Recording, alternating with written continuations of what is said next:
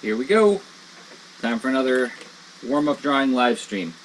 So here we have pencils, which I drew in Clip Studio Paint just an hour ago. It's a quick little pencil sketch. And what am I going to use to ink? I have the Pentel, what is it, the Tradio. It's a plastic kind of fountain pen. And I have two Pentel Fude brushes, Fude brushes, a Pentel color brush, and I have a Sharpie for filling in blacks. I don't know if this is going to be enough to fill in the blacks, to tell you the truth. I might need... Oh, don't I have some more Sharpies? Come on, I know I do. We have to consult my Star Wars Episode 1 Pepsi cup, which has been my tool bin for many years now. Well, obviously like 16, 17 years. And I got a couple Sharpies filling in blacks. So, I guess let's get to work, right? Because I only have about a half hour to do this today.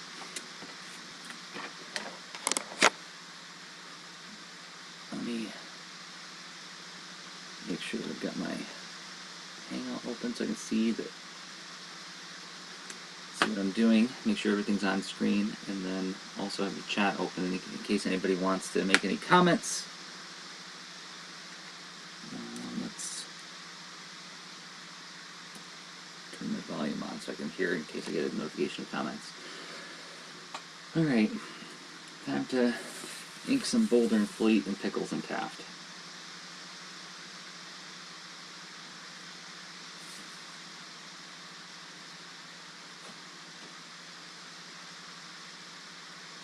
Why in the world am I starting with the small details first?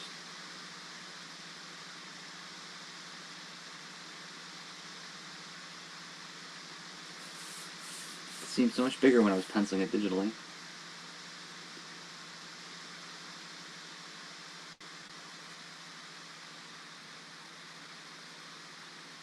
And inking it analog, or rather with traditional drawing tools, will force me into deciding what is absolutely necessary.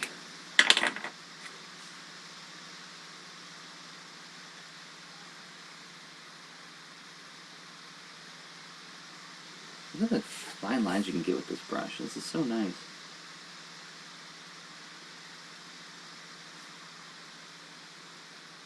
You can get these wonderful thick lines, and these razor thin lines. I know I've talked about this in other live streams, how much I love this pen. But I do. It's like my favorite pen right now. What's going on here, Pickles? What did I do with your arm here? Oh, I see.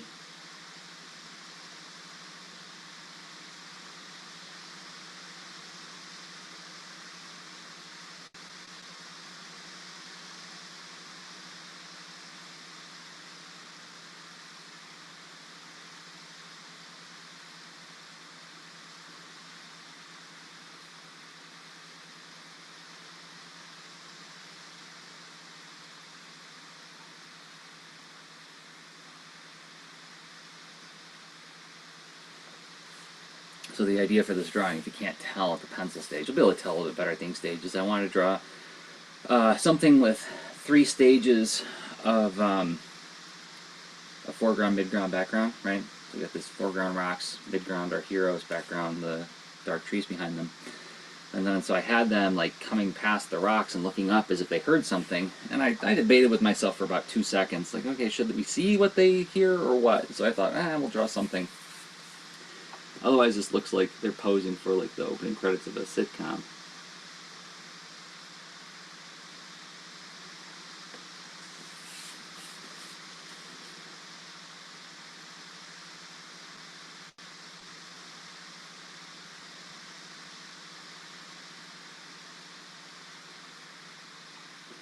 And for a static image without any context of other comics pages, I thought, if they're looking up and because they hear something, we should probably see it.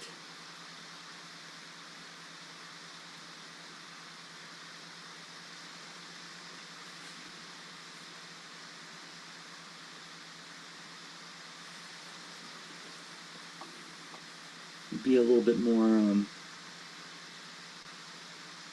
I mean, the drawing's got to stand on its own, right? I can't be there to tell everybody what they're looking up because they hear something. Unless I wanted to put a little, sound effect, crack or something like that up there. Which that feels more like that'd be more appropriate for a comic page than a single illustration, right?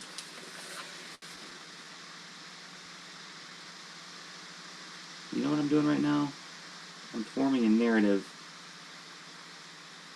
explaining my choices long after the fact, and to tell you the truth, even though I only sketched this like a half hour ago, I can't be sure that was my motivation.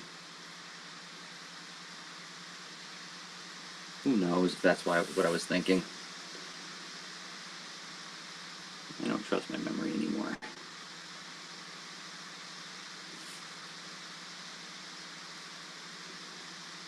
So let me qualify all those statements by saying I think that's what was going on.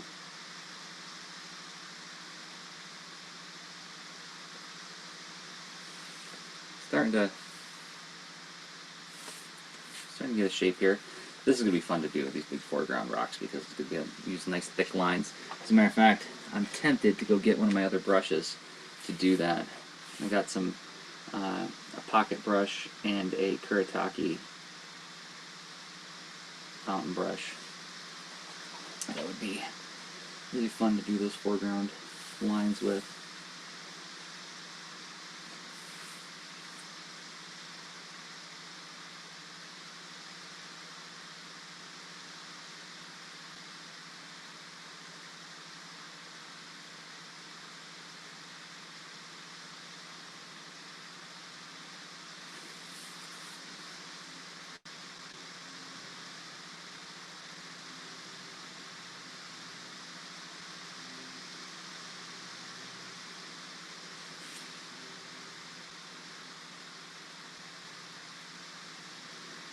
I'm growing more and more enamored of the idea of these four doing stuff together. Pickles and Taft and Boulder and Fleet. Even though I've only written literally one story about Pickles and Taft, one 8-page mini comic, they're fun to draw. What little I have written about them, I liked.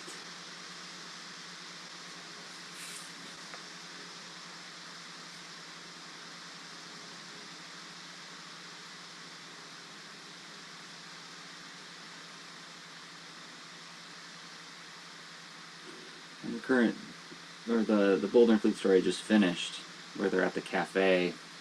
The original idea is that they stop at this cafe on their way to meet with another client, and they were going to run into Pickles and Taft there, as well as a bunch of other adventures for hire.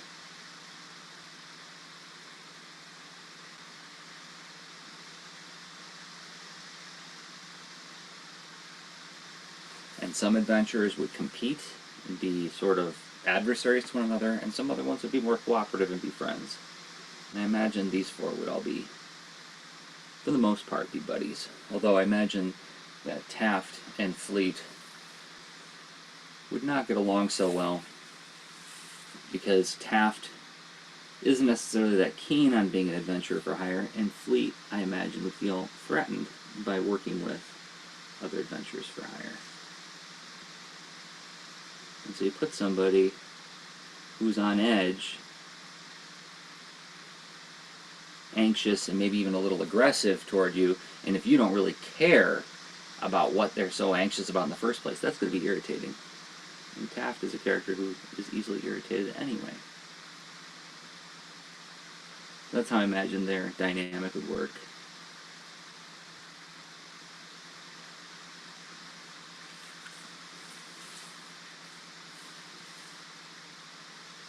Not going to be Fleet.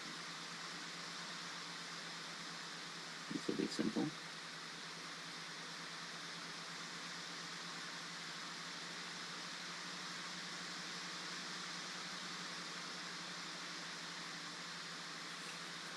Kind of hard to even see what I'm doing there, isn't it?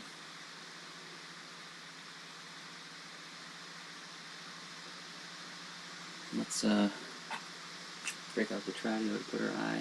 There, yay, she's got an eye. Okay. Now, what should I do first? Should I do the foreground or the background first? Let's see which one of my pens is wetter. Is this my wet one? You seem to be wet. Loaded, whatever you want to call it. It's got a lot of ink in the bristles. Let's see.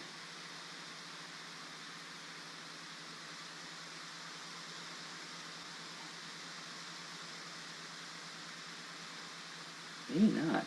No? You can fix that just by squeezing it a little bit.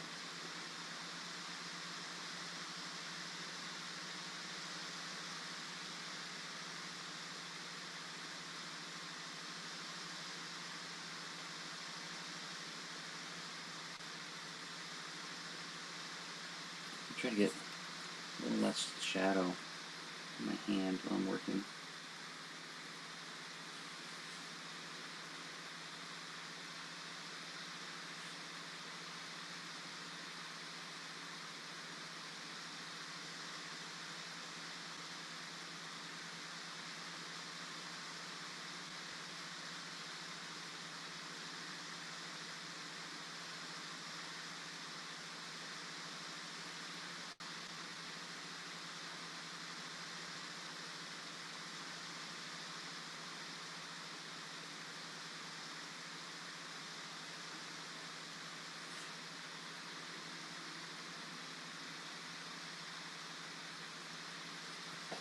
Oops, just bumped the camera.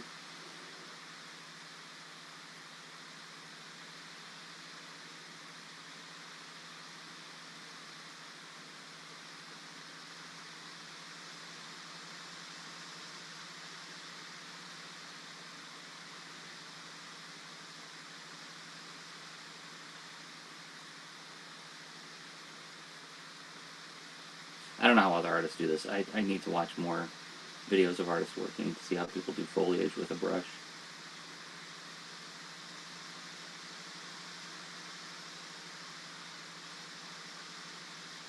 This is how I've inferred that people do it, by looking at work and looking at the way the brush strokes look and everything.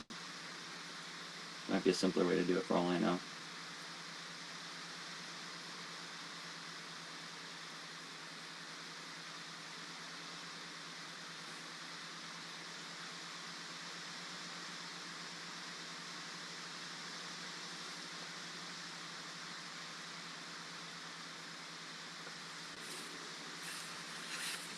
How am I doing on time? Only 10 minutes in or so? That's not bad.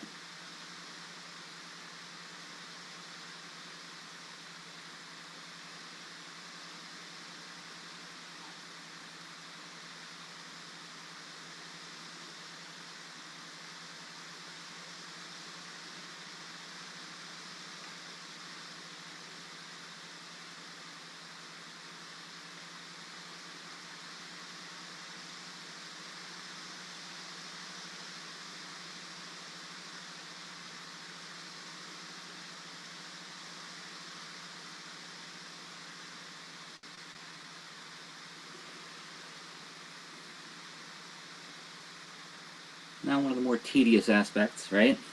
Doing the little black outlines around everybody so you can fill in with your markers.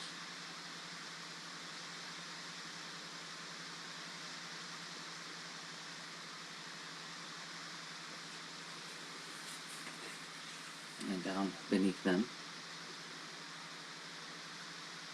I haven't done all my soft brush shading yet. I'm going to do that after I finish all of the main contour work.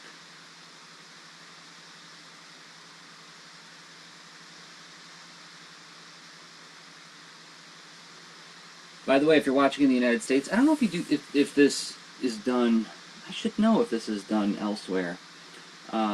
Saturday, tomorrow at the time of this live stream, is Free Comic Book Day. I hope everybody's going, or has a place to go to get some free comics.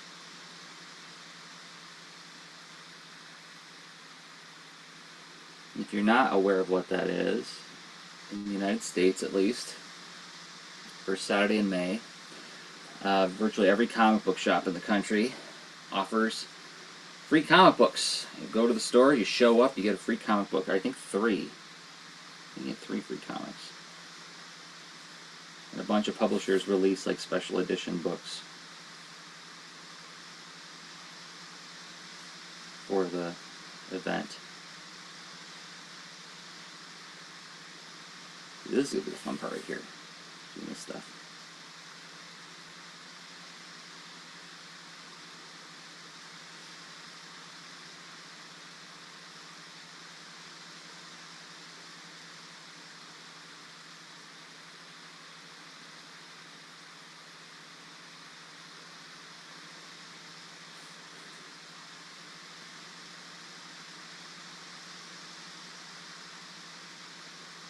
What is this thing? Is it a dragon? I don't know.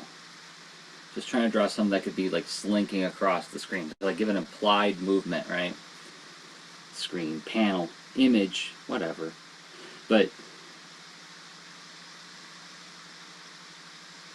the idea was something that had like a round kind of like moving water.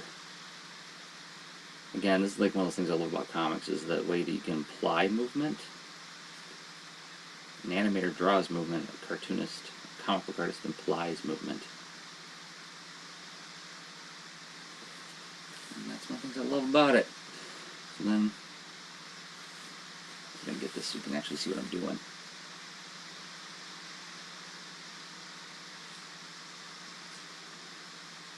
And so I can see what I'm doing.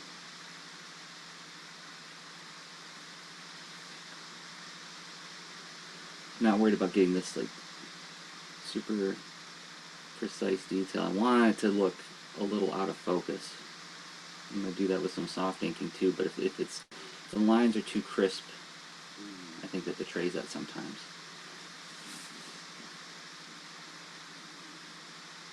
I think I have a little bit of a dry brittleness to them. I'm going to do out of focus stuff. I'm crazy about that. There we go. Maybe a little better. Let's get the dry brushes out.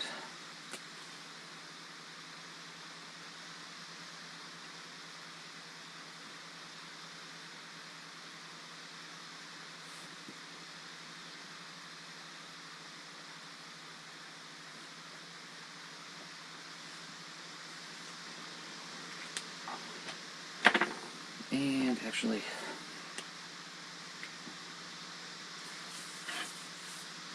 why oh why did I leave all that black space? I mean, it looks cool and everything, but filling that in is going to be a kitchen nightmare. Alright.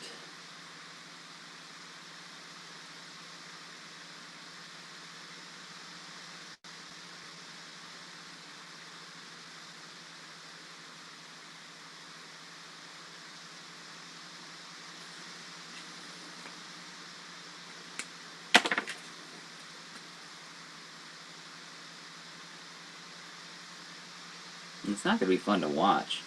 So perhaps I'll leave that for after the live stream, because who wants to watch somebody fill in blacks? Okay, so now comes the color brush.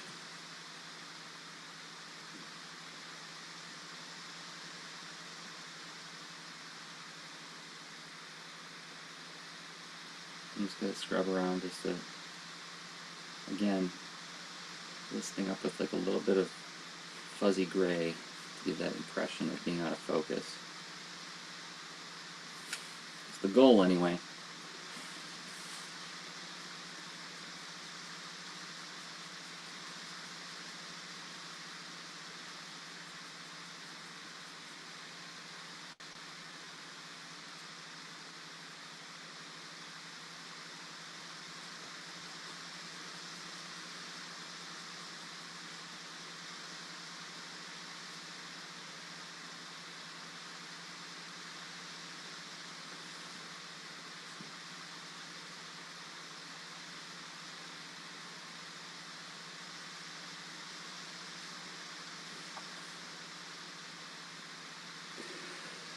Oh, hi. Monochrome Mousse and thank you for reading the comic. That was kind of Jonathan to recommend it. Tapastic, yeah, sure. I mean, There's also, if you use Google Photos, there's a Google Photo album on Google Plus that makes it easy to read. Probably Tapastic, if you have the app, that's probably the best way to read it.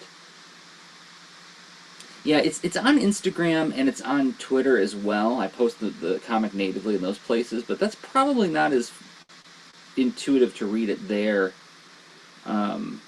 because of the way that it posts photos, right? It's like it posts the most recent first, so yeah. Whereas Tapastic is a platform specifically made for reading comics, so probably that'd be the best place to read it.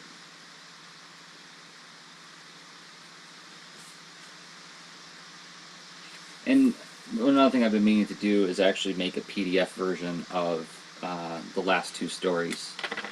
And I believe that those are actually available on my Patreon, but eventually I need to release those for download on like Gumroad and Amazon.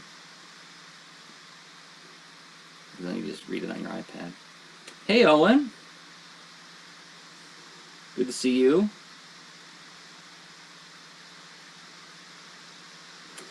Yeah, I was saying this earlier. Lately, I've been kind of enamored of this idea of these four characters doing stuff together. Do I have any specific ideas in mind? No, but an early idea for the comic for a story to take place right after the cafe story. It's like right after they have their adventure in the cafe with that mean chicken and the game. I intended them to go to the Lizard Kingdom proper, and they are there for a gig, and they find out that a bunch of other adventurers for hire are there for the same gig, and that's where they run into Pickles and Taft and some other different adventurers. And we find out that not all adventurers for hire are necessarily kind, and but some of them are, right? Like so, Pickles and Taft would be the kind of people who would work well with Boulder and Fleet, whereas other ones wouldn't. But I don't know if I'm going to get around to doing that story anytime soon.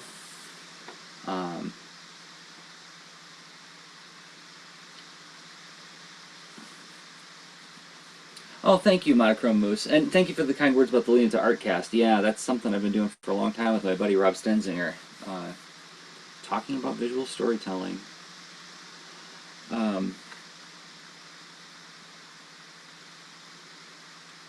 Yeah, Zach Giolongo was trying to convince me to do a pitch for a Boulder and Fleet story where it's like basically like Mario Kart, where it's like all these different animal adventures for hire all competing in like this grand epic adventure. I love the idea. I think it would be a hard sell to a publisher because, as I understand things, with a new project like this, they're going to want an origin story.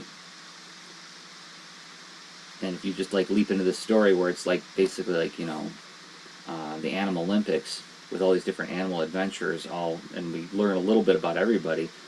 That's very appealing to the kinds of stories I like to do. So who knows? Maybe that'd be one to do as for the webcomic, and try to forge support through Patreon for it. But I just don't see it as being something that'd be appealing to a publisher as much. Yeah, I was talking earlier about how I think the dynamics would work between these four, and I think Fleet and Taft would not get along too well because I imagine Fleet would be.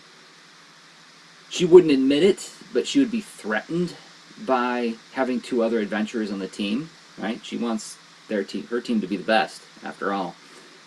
So she would have a little bit of hostility towards them, or at least she wouldn't be terribly excited about having them around.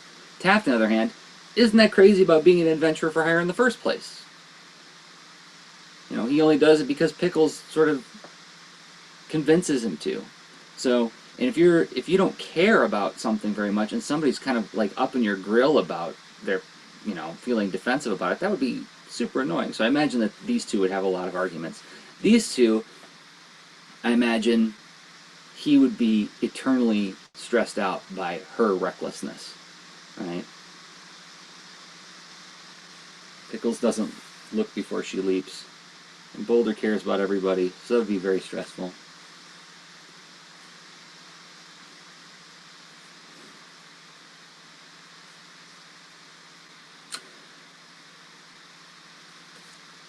Oh, thanks for that comment as well, Monochrome. Yeah, that Fantastic Four comic you're talking about is something that I use in a lot of my classrooms because it demonstrates very clearly why I think comics are such a cool medium, because you can do things that you can't do anyplace else. And that what was that? I think it's Fantastic Four number 252. I think. It's a famous issue if you look it up. It's Walt Simonson, Dr. Doom, and Reed Richards have a battle between the seconds. And there's literally 3 ways to read the comic.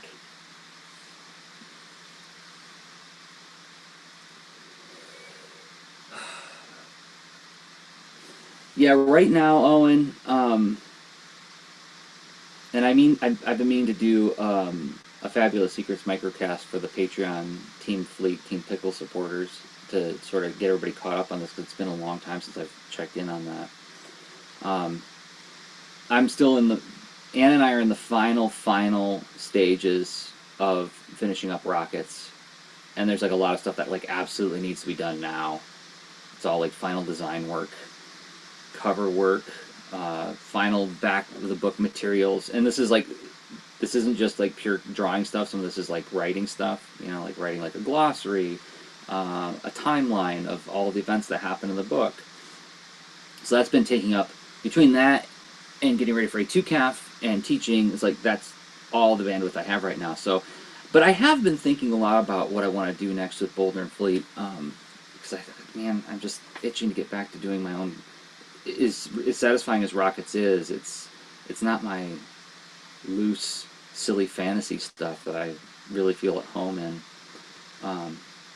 So I have been thinking a lot about what I want to do next.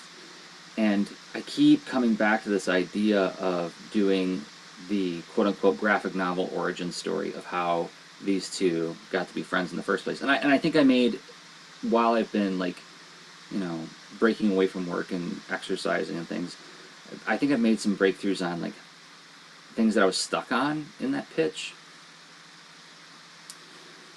Pitch meaning like the outline, right? Outline of the story. I think I made some breakthroughs on things that I was stuck on before, and what I just need to do, and I'm planning on doing this after June. That's where my timeline is right now. Is like I can't do anything more than what I'm doing now until after June, after A2CAF. I'm going to put together an outline, run it by some friends, see if I can get some feedback on it, see if I'm hitting the marks that I want to hit, and then if that's the case, then it'll be time to sit down on a thumbnail. And that process I will share 100% on my Patreon, just like I did with the Friendly Game Story. But this would be, you know, 150 to 200 page graphic novel that I would, like, over the course of several months, I would do a couple months, do the thumbnails, share the outline, and then start penciling and inking. And the idea would be is like as I finish pages, I would share that 100% with the Patreon supporters, and then once I get a bank of pages in place, then I'd share batches of them on Tapastic and Instagram and Tumblr and all those places where I've been sharing the comic.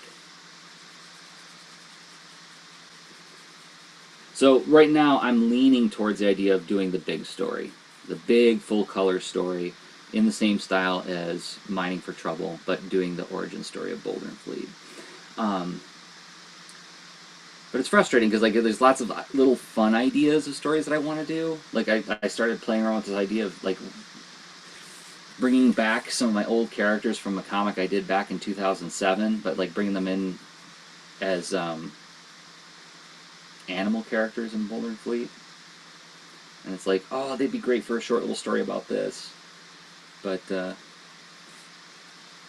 you know, I gotta prioritize. Although, you know, it's nothing to say that I can't do another story like A Friendly Game, where it's just black and white and it's really hastily done, you know, just to get something out there while I'm working on, like, the full color story. Yeah, it would definitely be the same coloring style as Mining for Trouble, like that sort of ultra-saturated, somewhat dry-brushed style. I really liked working in that style.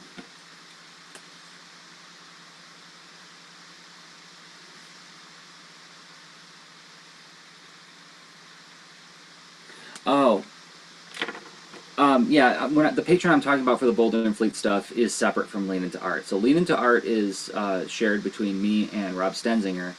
So that's at patreon.com/leanintoart. My own personal Patreon for Boulder and Fleet is just my name. It's patreon.com/Jerzy. Either way, you know, you're supporting me, but there's different stuff, right? So like the Lean Into Art stuff is more of my podcasting material. Boulder and Fleet is more like process of particularly this comic and these characters. And occasionally I do like a microcast on my personal Patreon where I share, I would say, more personal aspects of the work rather than I don't have quite as much of a mandate to create useful essays. Although I think that that's my natural inclination, and I wind up sort of heading in that direction anyway. But I try to use it as a way to let people in more to my personal life, or I shouldn't say personally, the things I personally struggle with when I'm making stuff. So less about teaching, more about sharing, if that makes sense.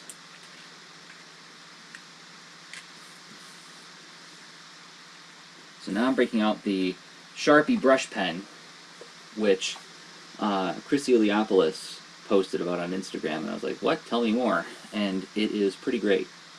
It's nice and precise for getting around little tiny things like this, but then you can turn on the side and get nice big broad strokes. I love it.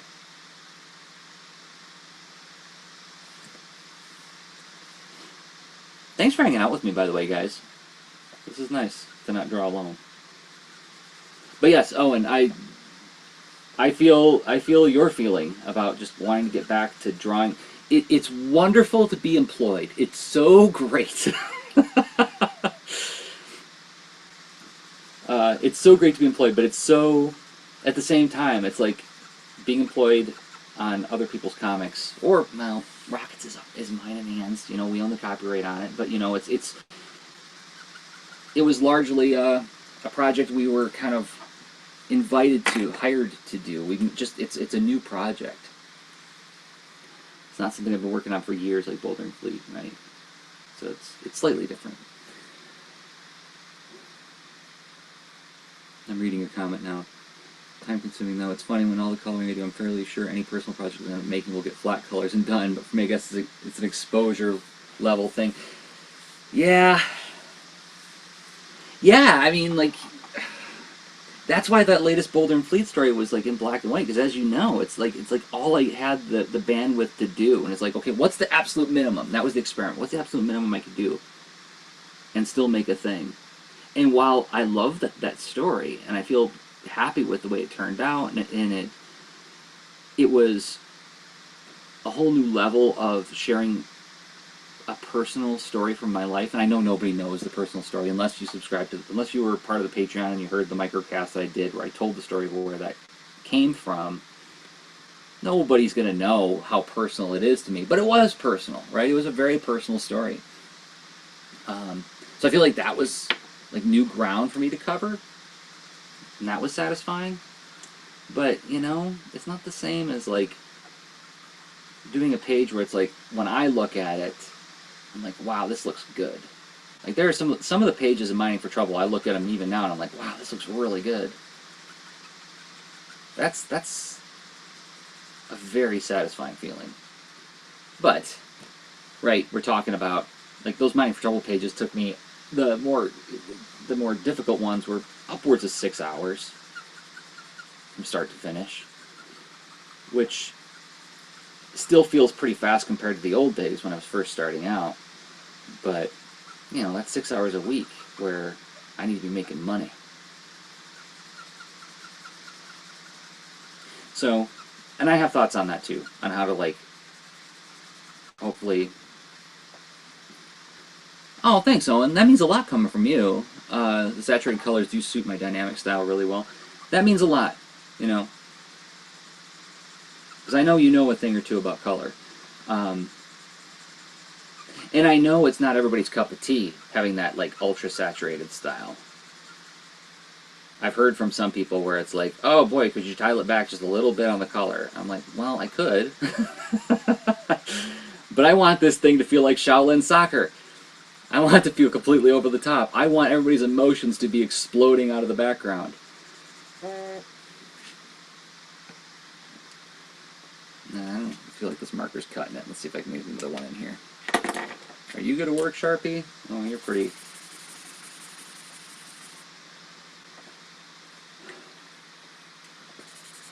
Yeah, this is going to be tedious. I need to get some more Sharpies. What's going on? Where are my markers?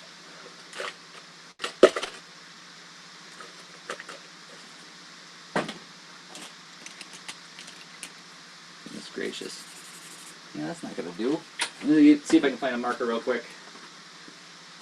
Suppose, yeah, it's this oriented well. Not a 1.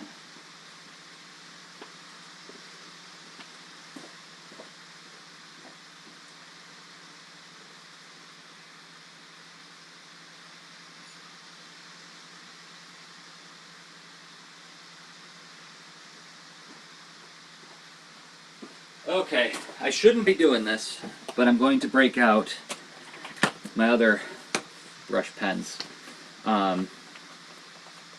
This is sort of like a little travel kit that I have to switch between little tiny bags.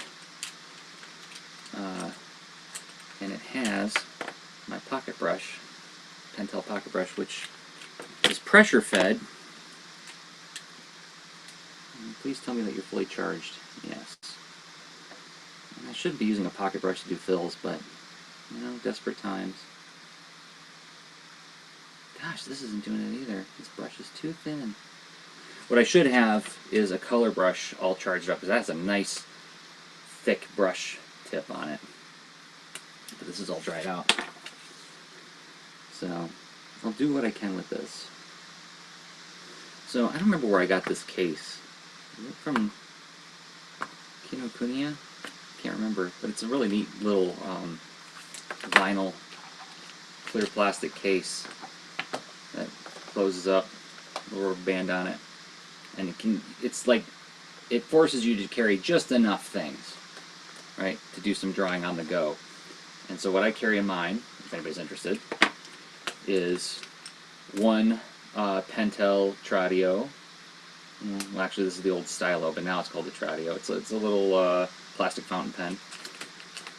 One Pentel twist erase, an old twist erase. This is from the old series before they made the changes to it, and now I don't like them anymore. What is this? Oh, it's got blue lead in it, which is a 0.7. I carry a little pack of 0.7 blue lead for doing some penciling. And then one traditional pencil. What is this? High quality Tombow. And then one little white plastic eraser. So this is my, like, oh, I'm going out the door really quick. An opportunity to draw may pop up, and should that happen, you know, this doesn't take that much room in my bag. That's the idea behind it anyway. And I know I've told the story 100 times, and probably even in that comics workshop that I did that you were talking about earlier, Monochrome Mousse, years ago I had an experience where I took my wife to work. I was driving home. I was only 2 miles from home, and one of the, what are they called? One of the ball bearings on the front tire of my truck undid, and the tire folded underneath. I was fine. Nobody was hurt. It was, you know, there wasn't much traffic, so everything was okay. But I had to stand there with my truck for hours while I waited for the wrecker to come. And like something happened. There was some kind of like big accident nearby, and so like a whole bunch of the tow trucks were all tied up with that. And so they told me, it was like, it's going to be hours before we can get to you. And I'm 2 miles from home. Could easily just walk home, but I can't leave my truck just sitting on the side of the road like that. So I had to sit there and wait. Well, I had nothing to draw with. I was standing there. I had an iPhone on me. Yeah, so I could look at Twitter and whatever, but I couldn't draw anything. And I had work to do, and at least I could have used that opportunity to get some notes done, capture a few thoughts. Nothing to write on. And it's one of those things where it's like I was so angry. I was like, never again. I never want to experience that again. So now I always, always have a sketchbook and some kind of kit of pens on me and pencils at all times. Oh, Owen, thank you for listening. Any particular story that stood out to you, or like what are you dealing with right now in terms of? Owen's talking about the latest Lean Into Art cast, where my buddy Rob and I talked about work-life balance, and we were talking about stories where we suddenly found ourselves noticing that this is not what balance looks like. This is what imbalance looks like. And I told stories about passing out at work from overworking myself. This is an old story I've told a bunch of times. But I suspect this is something we all struggle with, right? This is time-consuming stuff. Even this little sketch has taken me a little over a half hour now, right? Plus the half hour I spent penciling it. So even like the simplest stuff can take a lot of time, and finding ways to integrate it into our lives in some kind of healthy way is super tough. So I'm curious well, maybe you can comment on the Patreon, Owen, on the Lean Into Art Patreon, what specific imbalances you found. Because like Rob and I were saying at the top of the episode, I think this is one of those things where when at least for me, when I encountered them early on, it's like, because I didn't engage with other artists that much, I had no idea if it was normal or if I'm just doing it wrong, you know? Am I doing art wrong? Because, like, why am I passing out at work? And I remember talking with, this is years ago, I was talking with a friend of mine who was in art school, and I wasn't in art school. And I said something, and I was young, and I was in that kind of, I still subscribe to that notion of, like, if you care about comics, you make the time for comics, and you beat yourself up for comics, and, like, you know, like, all that machismo, and, like effort is so glorious, and, like, sacrificing your health and your personal relationships is just the price you pay to make good comics, right? I was talking with this friend who was in art school, and he was like, I don't have to draw every day. He's like, I need to be told to draw. It's like, I just don't have the drive to do it unless somebody's really pushing me. And I remember I was so angry with him. I was like, you don't care then. You don't care. In retrospect, I think the answer is someplace in the middle. Oh, wow. Oh, hey, Vanillion. I just got back from my first deep tissue massage. So many physical issues being worked on at the moment, which is taking up all my spare time just stretching. You know what's funny, Owen?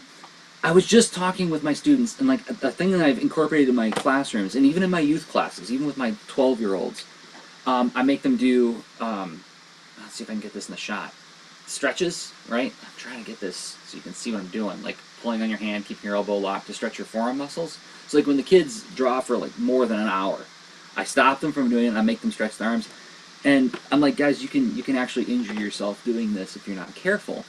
And the kid's like, injure yourself drawing, what are you talking about? I'm like, no, you can.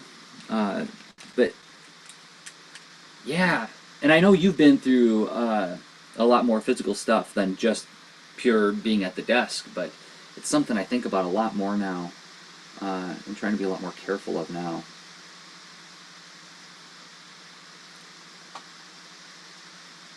Yeah. Yeah, for sure, Owen. It's a lot easier than rebuilding, is to actually maintain your health. It's frustrating because it's so abstract to a young person, though, right? I know it was abstract to me, and I would have been right there with those kids saying, like, whatever, old man. You know, you can't hurt yourself drawing. Drawing's a fun thing to do. It's an easy thing to do. That's what our society says.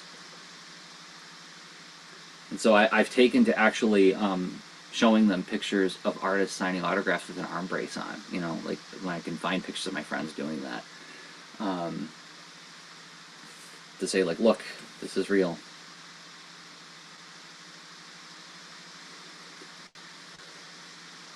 Yeah, and this is what we were talking about last night on the show, is when you get in a flow state, you can forget that, yeah, I should be getting up and moving about every once in a while. And that's another reason why I've been trying to prioritize, like, getting out and, like, jogging or whatever you want to call it. If for no other reason than just to get me out from behind the desk and not spend 6 hours sitting here. I think this is just about done. What do you guys think? It's looking pretty done.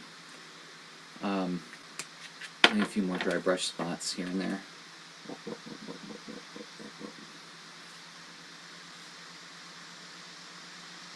A little bit on Taft's neck here.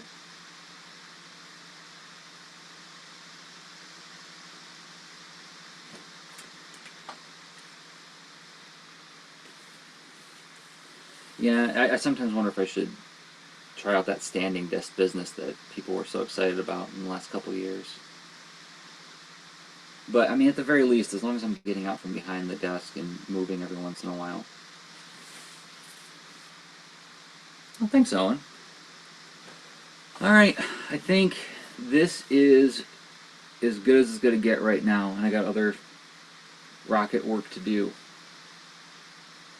I should be done with rockets in about a week and a half, maybe 2 weeks, and then it's time to go full bore into a 2-calf and begin work on the new Boulder and Fleet story.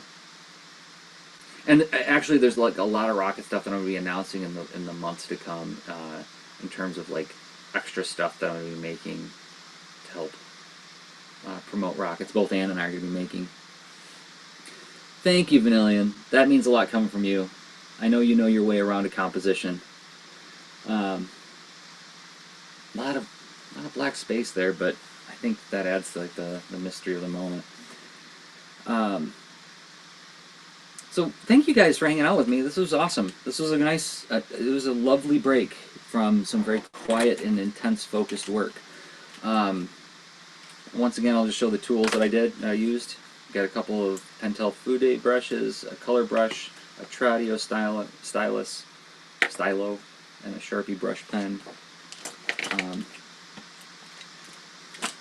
And this will be posted on my Instagram very shortly, Instagram.com/Jerzy Drozd. And thanks everybody for downloading. Thanks everybody for watching and hanging out with me. And I'll be back next week with another live stream. Until then, okay, bye.